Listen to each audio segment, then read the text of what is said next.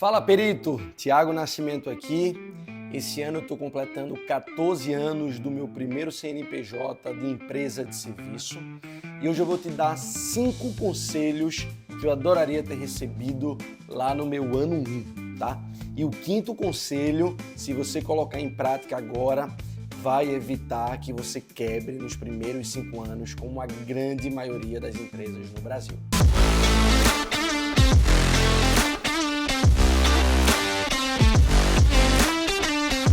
Primeira dica, não generalize, se especialize. A gente tem uma tendência natural a querer ofertar muitas coisas aos nossos clientes. Principalmente quando a gente é agência, existe uma máxima no mercado que o cliente paga um FII mensal para você, um valor fixo, e você meio que atende a todas as necessidades e demandas que esse cliente tem dentro do setor de marketing. E isso é um grande problema para você. O setor de marketing ele tem demandas diversas e muito complexas. Então, se você quiser atender a todas essas demandas, provavelmente você vai ser um grande generalista e não vai ser percebido pelo seu cliente como um fornecedor de grande valor. É até meio contraproducente, contraintuitivo, né? Afinal de contas, a gente atende a todas as demandas do nosso cliente. Como assim a gente não é bem percebido? Como assim o cliente não vê valor no nosso trabalho? Mas na prática é aquela velha máxima do pato, né? Que nada anda e voa e ele não faz nada bem feito. Então, se você quiser fazer propaganda off, editar vídeo, fazer social media, campanha de performance, fazer site e todas as outras demandas que um setor de marketing precisa, muito provavelmente você vai remar e não vai sair do lugar, tá? Então, não generalize, se especialize, encontre uma atividade dentro do setor de marketing, desenvolva essa habilidade cada vez mais e seja muito sério em recusar projetos que não sejam dessa disciplina específica. Isso vai te fazer ser profissional, ser percebido como um profissional e uma empresa de valor, e você vai cada vez mais entendendo como aquele serviço funciona, melhorando, validando, formatando cases e se posicionando no mercado como um grande especialista naquele setor. O Brasil é um país muito grande, com muitas empresas, repleto de oportunidades, e às vezes a gente pode pensar, poxa, mas se eu atender somente esse nicho de mercado, esse setor específico, essa disciplina, eu vou perder muitas oportunidades. Mas é exatamente o contrário. Você vai ganhar muitas oportunidades de todos aqueles que querem desenvolver aquele serviço específico, tá bom? Então, não generalize, se especialize, porque vai ser melhor para os seus processos, vai ser melhor para o seu time, que vai entender cada vez mais como desenvolver os projetos para aqueles clientes. Você vai perder menos energia, afinal de contas, o que funciona para um cliente vai funcionar para um outro também, e você não precisa ficar customizando a sua entrega para toda vez que um cliente entra dentro da sua casa. Conselho 2, garanta que você não tem nenhum cliente que represente mais de 15% do seu faturamento. Essa dica aqui pode salvar o seu negócio, tá? Muita gente peca com isso. Pega um grande cliente ou um médio cliente, coloca toda a sua energia a favor desse cliente. Esse cliente representa 30%, 40%, 50% do faturamento da sua agência e não é muito difícil de imaginar que se esse cliente sair da sua operação, você vai quebrar. Então, garanta que você não tem nenhum cliente, nenhum grupo empresarial. Às vezes é um grupo que ele está disfarçado ali de 4 ou 5 clientes dentro da tua operação, mas no final do dia esse cara, ele é um só. Então, se ele tira uma empresa, muito provavelmente ele vai tirar outras, até porque ele se utiliza do poder que ele tem enquanto grupo para negociar e para levar o grupo empresarial para determinados fornecedores e parceiros. Então, garanta que você não tem ninguém que represente mais do que 15% do seu faturamento. Se isso está acontecendo, você precisa de um plano de transição com muita velocidade. Você precisa dedicar parte do seu time ou desenvolver estratégias comerciais para captar clientes e distribuir um pouco mais esse faturamento. Se você coloca todos os ovos numa cesta só, essa máxima você já conhece, né? Conselho 3, não seja sinônimo da sua empresa. A sua empresa é sua empresa, você é você. Se todos os seus clientes querem ser atendidos somente por você, se todos os prospects devem ser atendidos por você, você tem um grande problema. Se você ficar doente, se você precisar fazer uma viagem, se você precisar se ausentar da empresa por 10 dias, por uma semana, a sua empresa vai parar.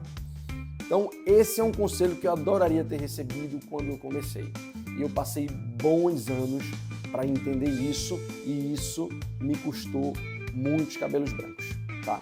Então, te digo, não seja sinônimo da sua empresa.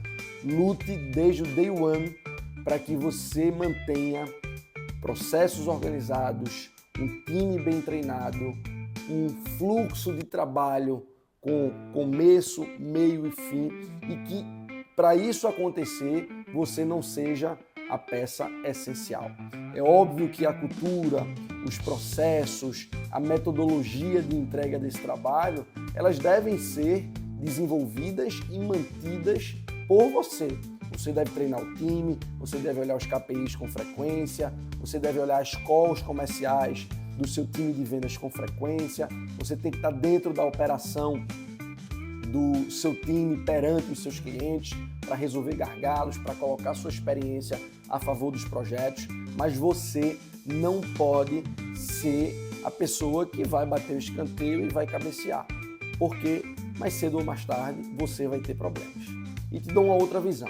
Se lá na frente você quiser vender a sua empresa por alguma razão, né, se você quiser fazer um exit, vender 100% das participações, o que vai acontecer é que você vai virar funcionário de quem estiver comprando a sua empresa. Porque a sua empresa, na verdade, ela não existe. A sua empresa, ela é você. Então, ninguém compra uma empresa que ela depende de um sócio para existir, para operar, para ser eficiente e entregar valor. Então, você precisa urgentemente pensar nisso. Se eu preciso estar dentro da operação para as coisas acontecerem, onde é que eu estou errando? Estou errando em treinamento, estou errando em contratação, estou errando em processo, estou errando em metodologia de trabalho. Você precisa investir nessas etapas para que a sua empresa ela seja autossustentável, ela seja autogerenciável e que as coisas possam acontecer mesmo que você não esteja na linha de frente. Gostou dessas 3 dicas? Já valeu o tempo que você está aqui? Então já se inscreve no canal, dá um like aqui, que isso ajuda demais o trabalho da gente, tá bom? Vamos para a dica 4. 2 vendedores são sempre melhor do que um, tá? Isso é essencial.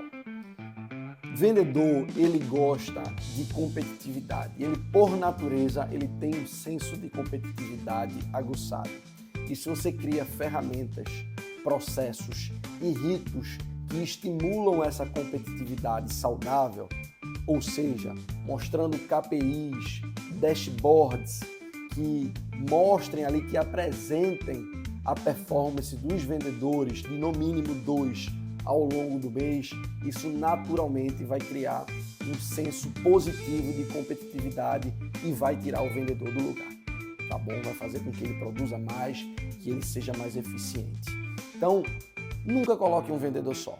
Tenha sempre 2 vendedores, porque um vai estimular o outro, um vai ajudar ao outro, mesmo que de forma intuitiva, né? Às vezes nem de forma consciente, e quando esses times se ajudam de forma consciente, melhor ainda, tá? Então, nunca tenha um vendedor só, sempre 2 vendedores.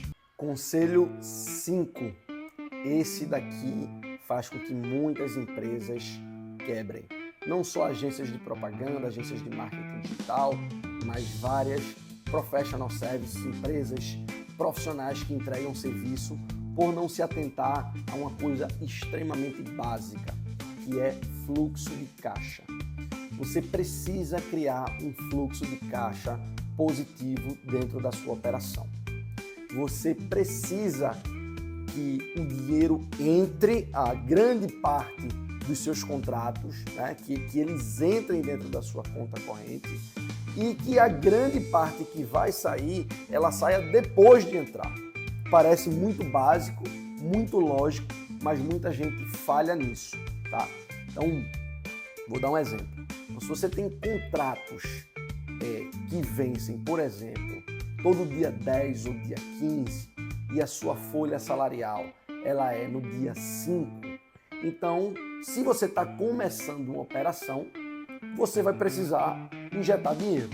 Porque se você começou um contrato no dia 1 e você só vai receber no dia 15 do mês seguinte e você vai precisar pagar aos seus funcionários, que é a maior despesa de uma professional service, de uma agência de marketing digital, é a folha salarial. Você vai pagar no dia 5, então você está criando um fluxo de caixa negativo. Você precisa pagar primeiro no dia 5 para receber depois no dia 15. Então já cria de agora, se você está começando uma agência de marketing digital ou se você está muito no início, ainda dá tempo de você ajustar isso. Tá? Todo contrato seu, ele precisa ter vencimento no último dia útil do mês vigente. Então se eu estou no mês de março, o meu vencimento, ou a grande maioria dos meus vencimentos, ele vai ser no último dia útil do mês, sei lá, no dia 28, no dia 29. Se conseguir colocar para o dia 25, negociar assim com o seu cliente, melhor ainda. Então você recebe ali